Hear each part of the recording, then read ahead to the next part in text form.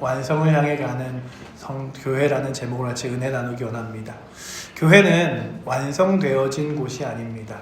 서로가 주의 나라를 갈 때까지 함께 완성되어져 가는 거죠. 그래서 교회 안에 있는 사람들이 세상이 보기에는 아니 교회 다니는 사람들이 왜 저래? 아니 난 저 사람 때문에 교회 못 가겠어 라고 말하지만 교회는 사실 아픈 사람, 병든 사람, 그리고 또한 지친 사람, 연약한 사람들이 모여서 함께 회복되어져 가는 거예요.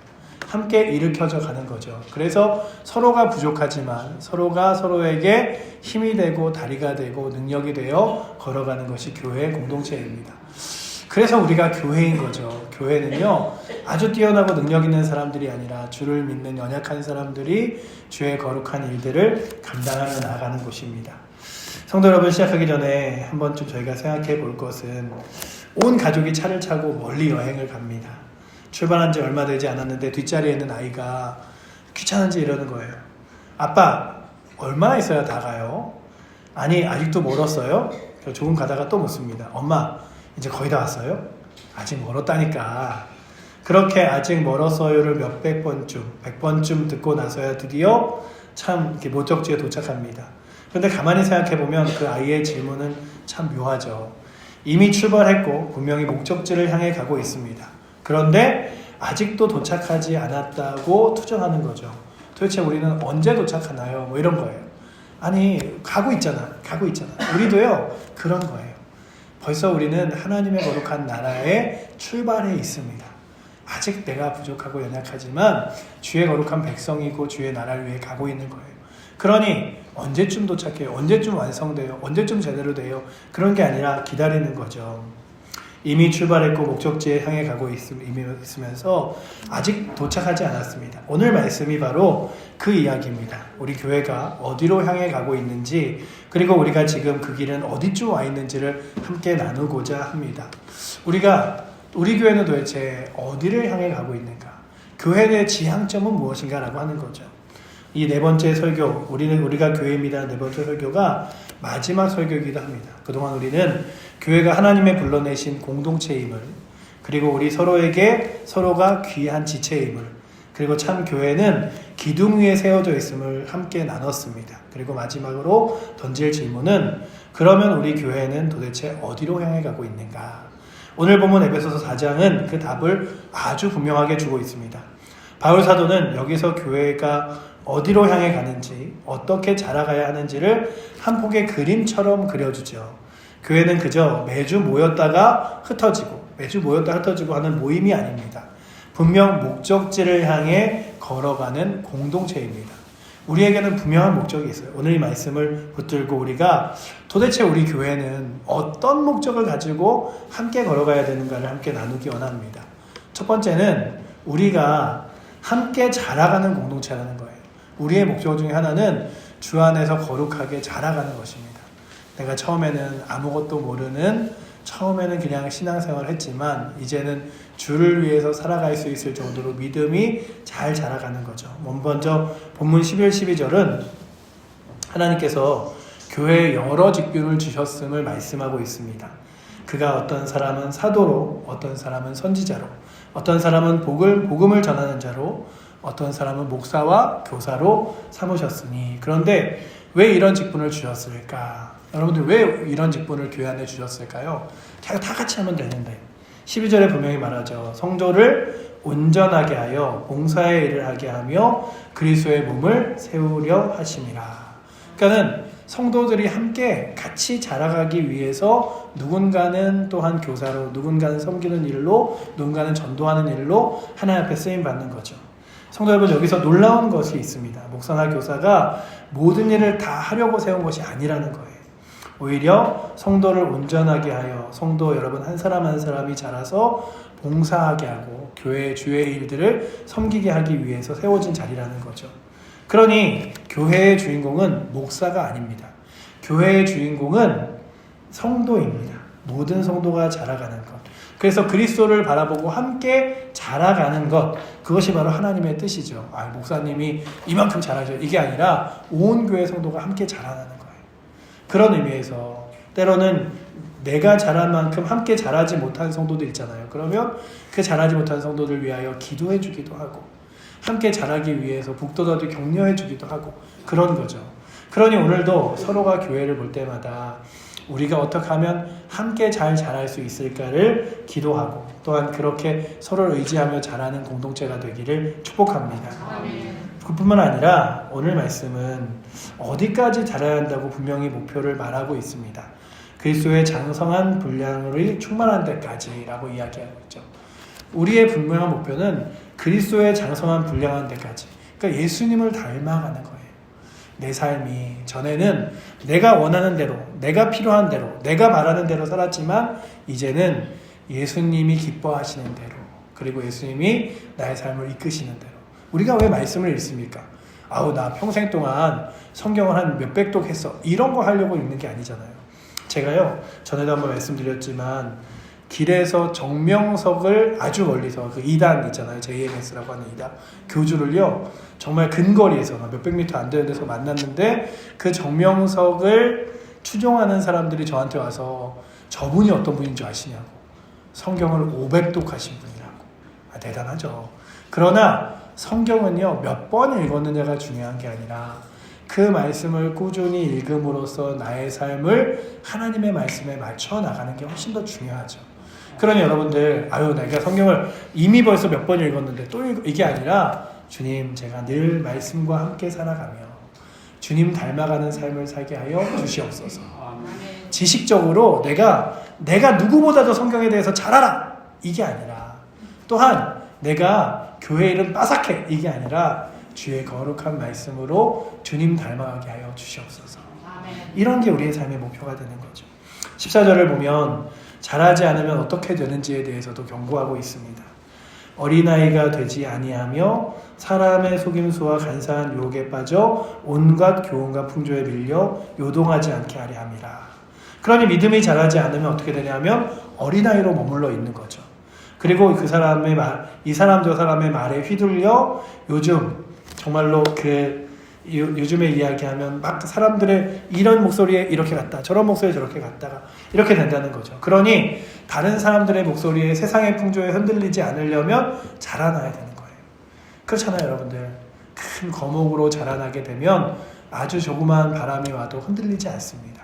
그것처럼 주님 저의 믿음도 그냥 얇은 가지 하나가 있는 게 아니라 잘 자라서 거목으로 주님 세워질 수 있도록 내 믿음이, 내 신앙이 자라게 하여 주시옵소서. 이렇게 구하는 거죠. 성경에는 예수님이 하나님 나라의 씨앗의 비유를 이야기하십니다. 한 농부가 씨를 뿌립니다. 그리고 자고 깨고 하는 사이에 씨앗이 어떻게 자라는지 농부 자신도 알지 못합니다. 그냥 자라는 거죠. 그런데 땅이 스스로 열매를 맺습니다. 처음에는 싹이 나고 다음에는 이삭이 패고 그 다음에는 이삭이 충실한 곡식으로 연급니다. 그리고 곡식이 익으면 추수 때가 다가오죠. 마가복음 4장 26절에는 이렇게 이야기합니다. 마가복음 왜 그 말씀을 따라서 그렇게 추수 때에 농부가 씨앗을 붙들고 있는지, 왜 안 자라냐고 다그칠 수 없다는 거죠. 때를 따라 자라게 하시는 분은 하나님이시고 농부는 그저 씨를 뿌리고 믿음으로 기다리며 자기 할 일을 할 뿐이죠. 그러니 오늘도 저희들이 할 일은 그거죠. 주님, 신앙도 하루아침에 믿음이 어른처럼 되어지는 사람은 없습니다. 갓난아이가 기고 서고 걷고 또 넘어지고 또 일어나서 조금씩 자라듯이 우리도 예배를 드리고 말씀을 듣고 기도를 하면서 조금씩 자라가는 거죠. 사도 베드로가 이렇게 권면합니다. 갓난아이들 같이 순전하고 신령한 젖을 사모하라. 이는 그로 말미암아 너희로 구원에 이르도록 자라게 하려 함이라. 여러분들 예배의 자리가 여러분들이 그저 앉아있는 자리 같지만 신앙이 자라는 자리예요. 콩나물을 키워보셨죠? 이렇게 비닐을 덮어놓고 깜깜한 데서 물만 주잖아요. 어느 날 이렇게 그 콩나물을 탁 이렇게 뒤집으면 쭉 자라있잖아요. 그것처럼 여러분들 예배의 자리가, 저는요, 교회 와서 예배 드리면 5번 중에 3번은 조는 것 같아요. 제가 예배 드렸는데 무슨 얘기인지 하나도 못 알아듣겠어요. 예배 드리는데 아는 찬송가도 없는 것 같아요. 그런데 콩나물 시루에 물만 뿌리면 안 자랄 것 같은 콩나물이 자라듯이 믿음이 자라는 거예요. 그러니 여러분들 예배 시간을 내가 예배 한번 드린다고 바뀌어, 뭐 예배 한번 나온다고 뭐 달라져, 이게 아니라 내가 잘하는 자리이다, 내가 은혜 받는 자리이다, 내가 믿음이 주님 만나는 자리이고 믿음이 성장하는 자리이다 라고 믿으며 이 예배의 자리를 꾸준히 사모함으로 나오시기를 바랍니다. 아멘. 저희 교회는요, 이 주일 예배만 있는 게 아니에요. 주일 낮 예배도 있고 오후 예배도 있고요, 수요일 저녁에도 있습니다. 수요일 저녁에 이렇게 리모컨 돌리시면서 오늘은 뭐 보나, 아니면 오늘 보다 했는데 힘든데 아무것도 하기 싫다, 이러지 마시고 교회로 오세요. 그래, 내가 조금이라도, 여러분들도 그렇잖아요. 아침 새벽에 일어나서 저녁에 이렇게 싹에다가 이렇게 물을 주면서 나는 몰라도 이 물 주면 조금씩은 자라겠지 하는 것처럼 주님, 나의 믿음에도 오늘 이 수요일 날 저녁에 물 주기 바랍니다. 주님, 나의 믿음에도 이 새벽 내가 주 앞에 물 주겠습니다. 잘은 몰라도. 그리고 또한 내가 이렇게 새벽에 예배 드린다고 내가 신앙이 막 자라는 건 아니지만 주께서 잘한다고 말씀하시니 그 자라남을 믿으며 오늘도 믿음의 자리에 한번 서보겠습니다. 그러면서 새벽의 자리를, 그리고 수요예배 자리를, 주일 오후 예배 자리를 또한 사모함으로 용기 내어 걸어보실 수 있는 은혜가 오늘도 이 주일 예배에 나오신 여러분들과 또 저에게도 있기를 원합니다. 그냥 여기서 나는 더 이상 안 자라도 돼, 충분히 자랐어, 이러지 마시고, 주님, 다른 것들은 잘하는 게 부담스러울지 모르지만 내 신앙만큼은 날마다 또 평생 동안, 그리고 또한 주님 나라 갈 때까지 자라도록 사모하며 또한 그렇게 주님 의지하게 하여 주시옵소서. 영적인 자라나면은요, 정년이 없습니다. 물론 나이가 들면 몸은 쇠하지만 우리 영혼은 주님 부르시는 그날까지 계속 자라갈 수 있습니다. 주님, 제가요 이제 여러분들 이제 키가 자라진 않잖아요. 내가 60이 됐는데 그 다음부터 5cm가 컸어, 이런 분들 없으시잖아요. 저도 이제 먹을 때마다 걱정이 위로 안 자라고 옆으로 자라더라고요. 그래서 이게 자꾸 옆으로 자라네. 그래서 이제 먹을 것을 덜 줘야겠다 막 이러면서 이제 내가 더 이상 위로 안 자라. 그런데 여러분들, 신앙은 그러지 않아요. 믿음은요, 이제 내가 나이가 먹었으니 그만 자라겠지, 이게 아니라 점점 자라가니 여러분들, 지금까지도 자랄 수 있는 여러분들의 신앙에 좋은 물과 양분을 제공하여 줄 수 있는 은혜가 오늘도 저와 여러분들에게 있기를 원합니다. 그게 바로 우리들이죠. 책에 이런 내용이 있었어요. 스위스의 유명한 기독교 의사이자 신앙인인 그 폴 투르니에라는 사람이 노년의 의미라는 책을 썼습니다. 그 책에 참 위로가 되는 이야기가 있어요. 뭐라고 하냐면, 이제 나는 늙어서 쓸모가 없다고 사람들은 생각합니다. 육신이 쇠약해지니까요. 하지만 신앙 안에서 완전히 우리는 다릅니다. 우리의 영혼은 주님이 부르시는 그날까지 멈추지 않고 계속해서 자라갑니다. 그러니 나이 드는 것은 쇠퇴가 아니라 또 다른 성숙으로 돌아가는 것입니다. 여러분들, 나이가 드는 것은 이제 쇠락해가는 게 아니에요. 다른 의미의 성숙이에요. 주님, 나로 하여금 믿음과 신앙의 성숙의 자리에 서게 하여 주시옵소서.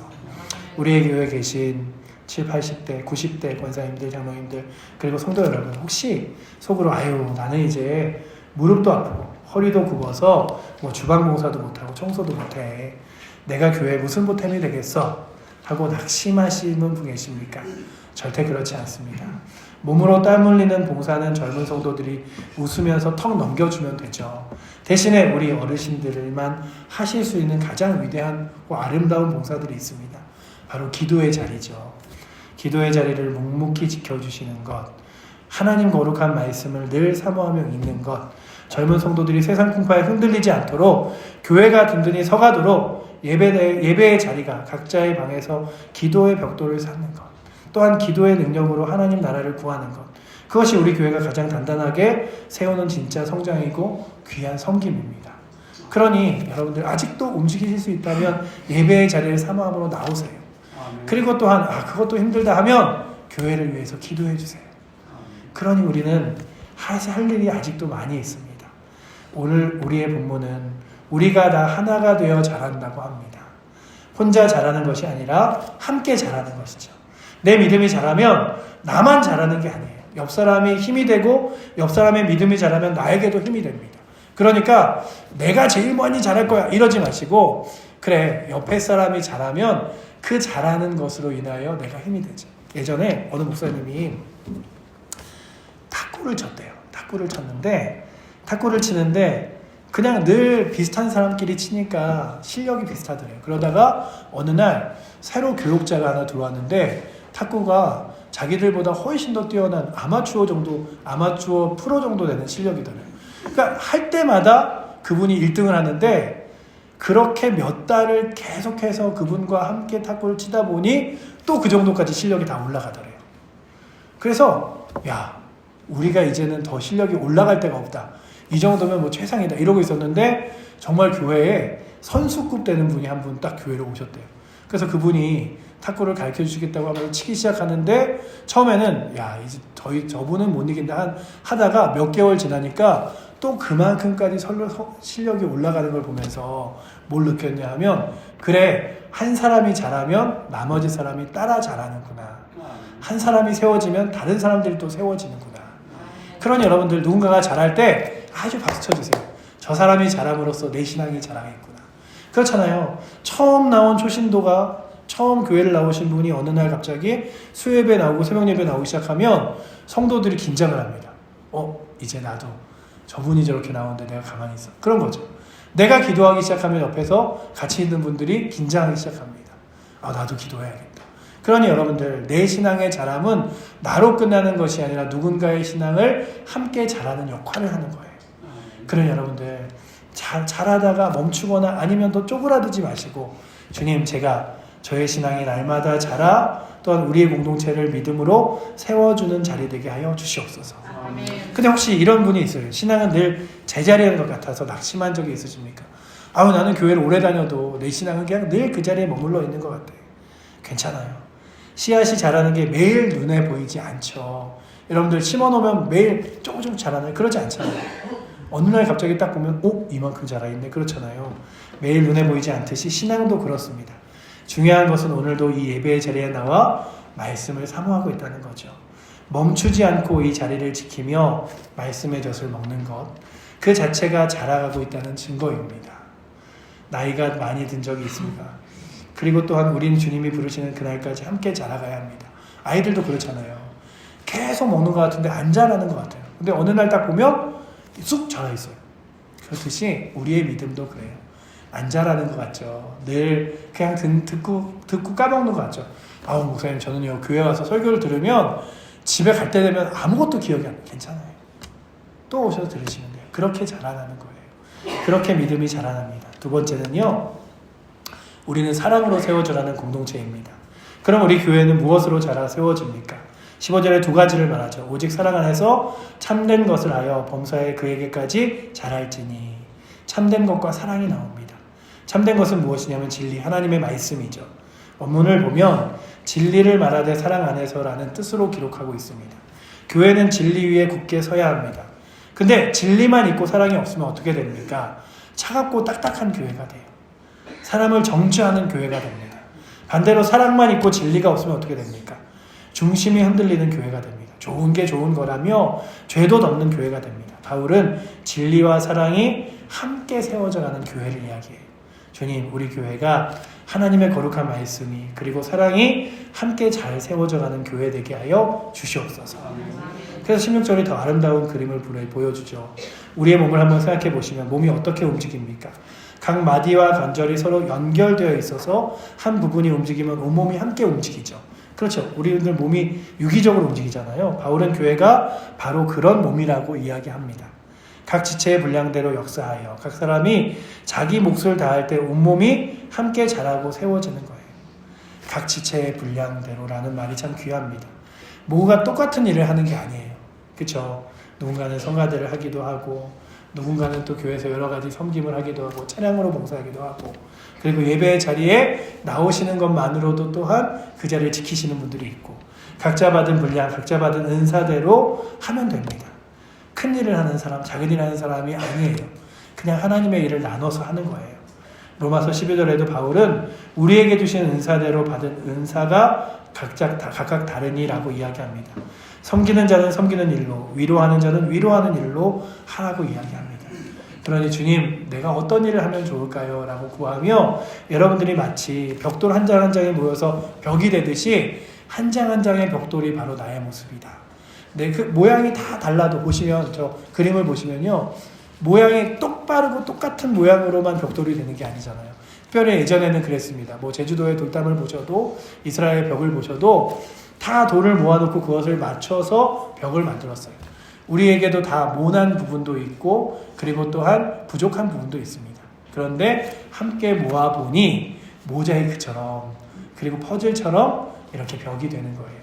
주님, 제가요 저 자리에서 빈 구멍 되지 않게 하여 주시고 제 자리를 잘 채워지게 하여 주시옵소서. 난 너무 작아서 의미가 없어. 난 너무 뾰족뾰족해서 너무 부족해. 이게 아니라 주님, 저도 주의 전에 쓰일 곳이 있다면 귀하게 그 자리를 채워가게 하여 주시옵소서. 그래서요, 그냥 늘 우리가 한 가지 보여야 되는데 짚어가야 될 건, 우리 흔히 머릿속에서 우리 교회는 이래야 해, 성도들은 나에게 이렇게 다정해야 돼 하는 예쁜 그림을 그립니다. 그런데 현실은 그렇지 않을 때가 있어요. 옆에 앉은 성도가 말 한마디에 마음에 상처를 줄 때도 있고 생각이 달라서 서운할 때도 있습니다. 이때 우리 교회는 왜 이렇게 사랑이 없어? 하고 원망하고 도리어 교회가 깨지죠. 그러니 내 머릿속에서 이상적인 교회 환상을 내려놓고 지금 내 눈앞에 있는 흠이 많고 연약한 형제 있는 그대로를 품을 때 비로소 진짜 교회가 세워집니다. 그래, 저 사람의 모난 부분이 있지만 나의 또 다른 모난 부분과 저 사람의 모난 부분이 이렇게 맞닥뜨려지면 또 한 교원 완벽한 벽이 되겠지. 그런 거죠. 내 옆에 있는 사람이 완벽해서 사랑하는 게 아니죠. 우리가 모여 예수님의 십자가의 사랑으로 서로의 빈틈을 메워주는 그것이 바로 사랑으로 세워지는 진짜 교회인 줄 믿습니다. 그런 의미에서 우리 옆에 분들과 한 번 더 인사하겠습니다. 사랑합니다. 축복합니다. 이게 당신은 완벽하게 사랑합니다. 당신은 나에게 모든 걸 주기에 사랑합니다가 아니라 그냥 우리 서로가 서로에게 완전하기에 사랑합니다. 이런 거죠. 초대교회가 바로 이렇게 세워져 있었습니다. 우리 칠보조일교회도 이렇게 세워져 가야 합니다. 누군가 주방에서 섬기고 누군가 청소하고 누군가 기도하고 누군가 자리를 지키며 그 모든 섬김이 사랑 안에 세워질 때 내 모습이 때로는 보잘것없어 보여도 그렇게 돌 하나하나가 맞춰져서 교회의 거룩한 공동체가 될 줄을 믿습니다. 우리 교회는 완성을 향해 가는 공동체예요. 이제 마지막입니다. 우리 교회가 자라 세워져 결국 도달하는 곳은 그 완성된 모습이 무엇이냐 하면 에베소서 5장에 답이 있어요. 제가 읽어드리면, 그리스도께서 교회를 사랑하시고 그 교회를 위하여 자신을 주심같이 하라. 이는 곧 물로 씻어 말씀으로 깨끗하게 하사 거룩하게 하시고 자기 앞에서 영광스러운 교회로 세우사 티나 주름 잡힌 것이나 이런 것들이 없이 거룩하고 흠이 없게 하려 하심이라. 교회의 완성된 모습은 영광스러운 교회입니다. 티나 주름 잡힌 것이 없는 거룩하고 흠없는 교회입니다. 바울은 이 교회를 신부로 비유합니다. 그리스도께서 신랑 되시고 교회는 신부입니다. 그런데 26절을 자세히 보시면 교회를 거룩하게 하신다고 합니다. 물로 씻어 말씀으로 깨끗하게 하사.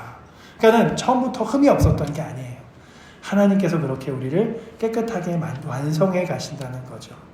여러분들, 결혼도 그렇죠.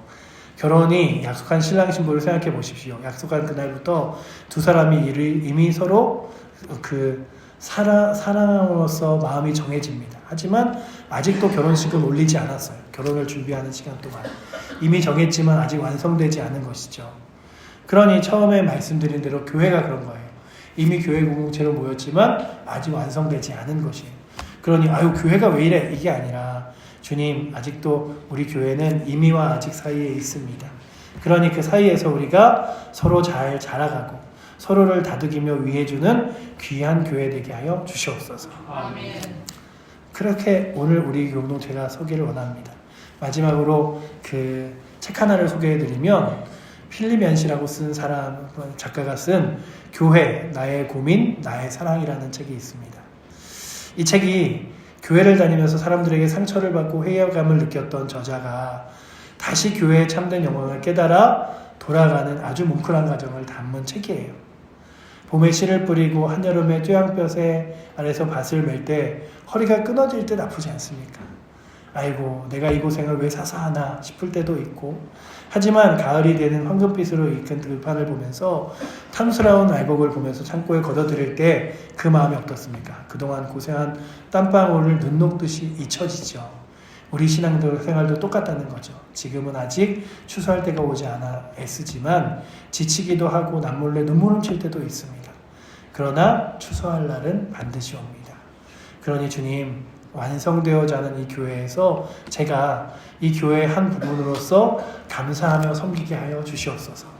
교회 공동체를 세워가는데 주님, 지금은 힘들지 모르지만 정말로 수고하는 그날에 상 받을 때를 생각하며 주의 일들을 감당하게 하여 주시옵소서. 그렇게 우리가 교회를 세워나가는 귀한 칠보제의 교회 성도들이 되시기를 축복하고 사랑합니다.